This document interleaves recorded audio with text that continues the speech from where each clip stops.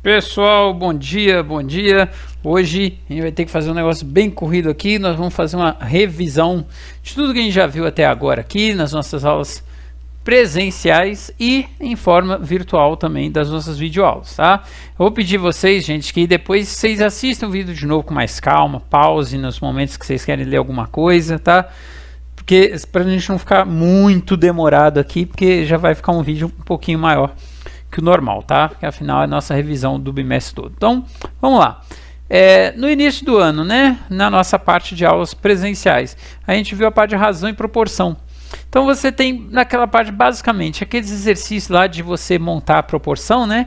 Dividir números em partes diretamente proporcionais, em partes inversamente proporcionais, né?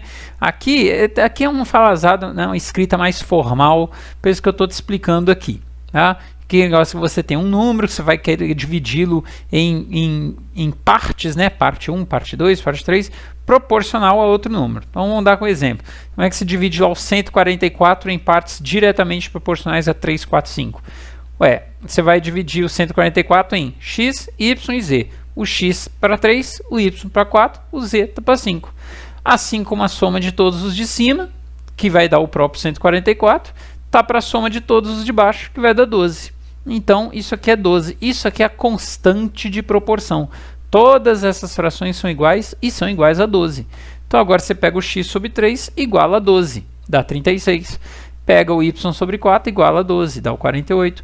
Pega o z sobre 5 igual a 12, dá 60. E assim você acha as suas três partes. Diretamente proporcionais, quer dizer que quanto maior for esse número, maior vai ser a parte dele, né? Então, quem está a parte aí que é diretamente proporcional a 5 tem que ser maior do que a dos outros dois, né? Deu 60, que é maior que a 36,48. Inversamente proporcional, você vai pegar o seu número, vai quebrar ele em partes, mas aí o que é ser inversamente proporcional a 1, a 2, a 3?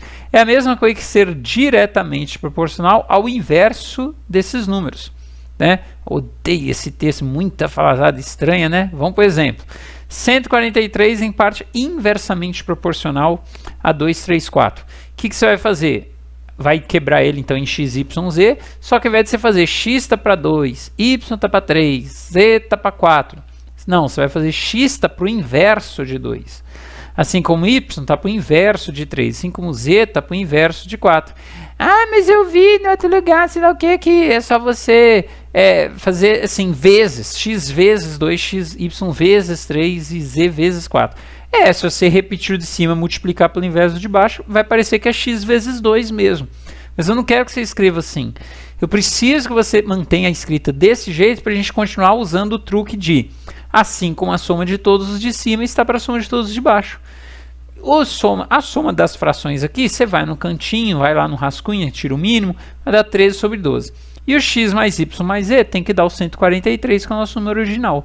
Se você escrever 2x igual a 3y igual a 4z, você não vai conseguir fazer esse lance de a soma de todos os de cima. Porque você não sabe quanto que é 2x mais 3y mais 4z. Então, vai desse jeito aqui. Resolve essa divisão de fração, vai dar 132. Agora que você sabe que tudo isso é igual a 132, agora você pode falar que isso aqui é a mesma coisa que 2x, que isso aqui é a mesma coisa que 3y, que isso aqui é a mesma coisa de 4z. E tudo igual a 132. Então, x é 66. No outro caso, isso aqui é 3y, então y é 144. No outro caso, isso aqui é 4z, então z é 33. Repare que aqui, gente, é inversamente proporcional. Então, quanto maior o número, menor vai ser o resultado.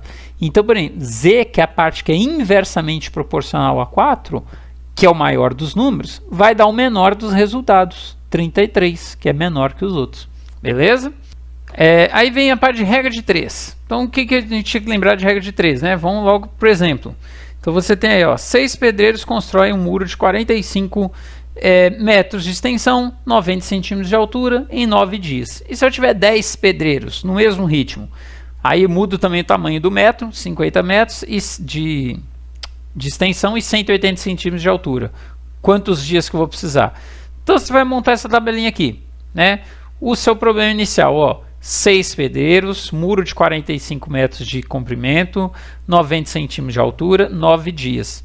E quantos dias, então aqui que vai vir o x, com 10 pedreiros, isso de comprimento, isso de altura. Então o que você vai fazer? Lembra lá como é que eu ensinei? Faz um símbolozinho na coluna que tem o X. Vou fazer uma bolinha. Tá? Tem uma bolinha aqui na coluna do X. Eu fiz com coraçãozinho, né? Mas aqui até eu desenhar um coraçãozinho ia demorar demais. Agora você vai relacionar uma coluna com cada uma dessas com a coluna do X. Então primeiro pedreiro. É só esquece o resto. Você vai fazer o seguinte, ó.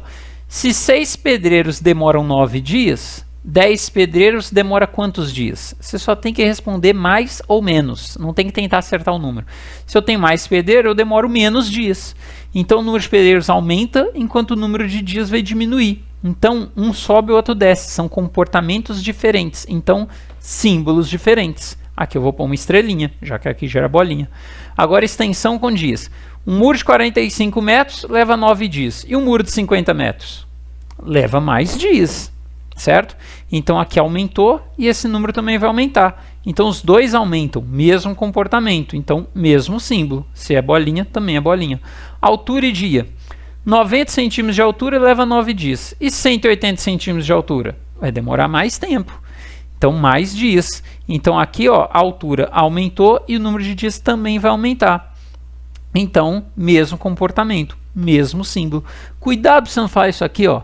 90 centímetros de altura leva 9 dias. E 180 de altura? É o dobro, então leva 18. Não, não é, porque você tem que lembrar que tem outros números no seu problema. Não tenta adivinhar o número. Tenta só dizer se é mais ou menos. Agora você monta a sua proporção. Como que você vai montar a sua proporção? Faz uma legenda. Tipo assim, tudo que for bolinha eu vou copiar do jeito que tá. Tudo que for estrelinha eu vou copiar invertido. Ou o contrário. E monta a sua proporção assim, ó. A fração que tem o x, você vai copiar ela sozinha no primeiro membro. Igual, e as outras todas você vai copiar multiplicando.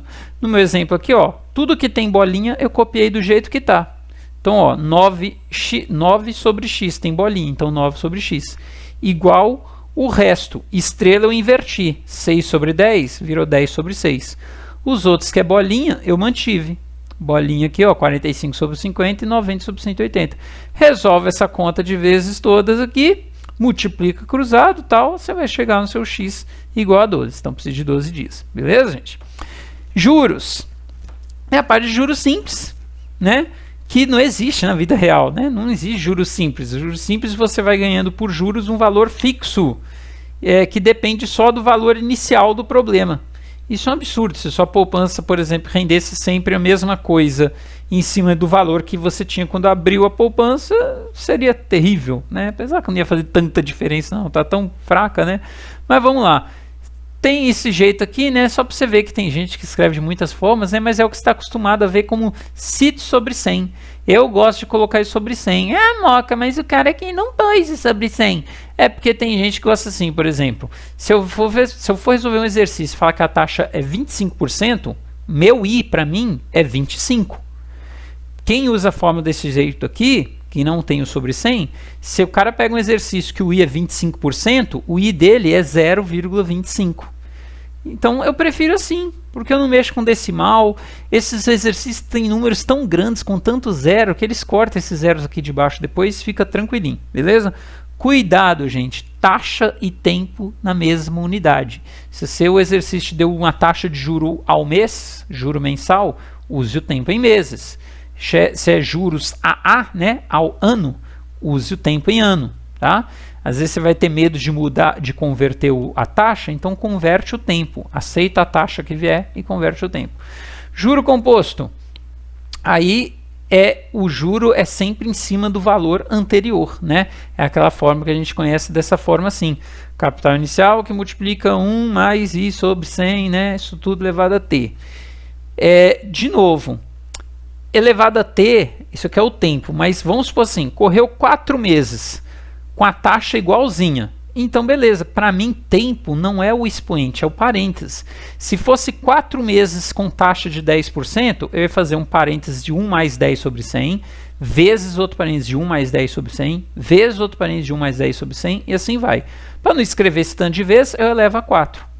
Mas se vai que as taxas são diferentes, todo mês é uma taxa diferente, então você teria que escrever um parênteses para cada taxa. Tá? Então o tempo mesmo é o parênteses. Quando você pode levar, é porque os parênteses são todos iguais, mas se não fosse, um parênteses para cada um. Tá joia, gente?